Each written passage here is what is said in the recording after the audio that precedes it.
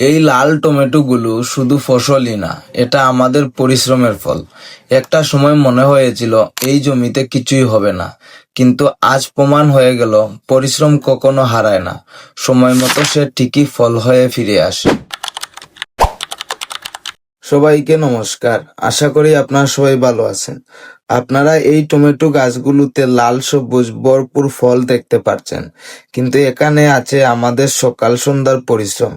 যারা আমার ভিডিও শুরু থেকে দেখেন তারা বুঝতে পারবেন। এক সময় মনে হয়েছিল এই জমিতে হয়তো ভালো ফলন হবে না, কিন্তু আজ এই ফলগুলো দেখলে এক আলাদা প্রশান্তি লাগে। এই অনুভবটা একজন কৃষক ভালোভাবে উপলব্ধি করতে পারবেন। যখন ফলন আপনার আশার চেয়ে ভালো হয়, তখন এই অনুভূতি বলে বোঝানোর মতো থাকে না। যদিও আমরা প্রফেশনাল কৃষক নই, আমরা বাড়িতে এই ফসল ফলানোর একমাত্র উদ্দেশ্য ছিল নিজেদের সবজির চাহিদা মেটানো। পূর্বে আমরা এই জমিতে কিছু ফসল ফলাতাম, কিন্তু ফলন ভালো হতো না। তাই এবার আমরা ভালো করে কাটাকাটি করার পর মালচিং পেপারের বিষয়ে জানতে পারি, এবং এবারই আমরা পুরো জমিতে মালচিং পেপার দিয়ে চাষ করি।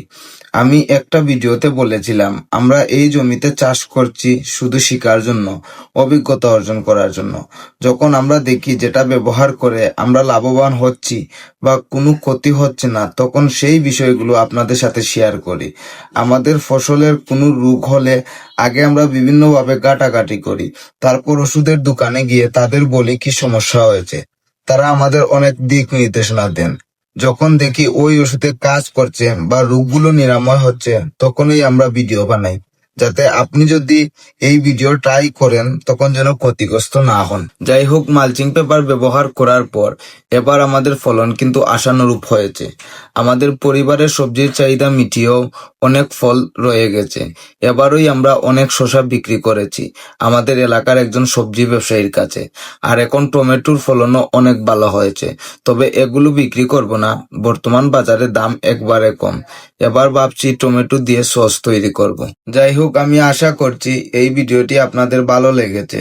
সবাই ভালো থাকবেন, সুস্থ থাকবেন, আর আমাদের জন্য আশীর্বাদ করবেন। দেখা হবে পরের কোনো একটি নতুন ভিডিওতে। হর হর মহাদেব।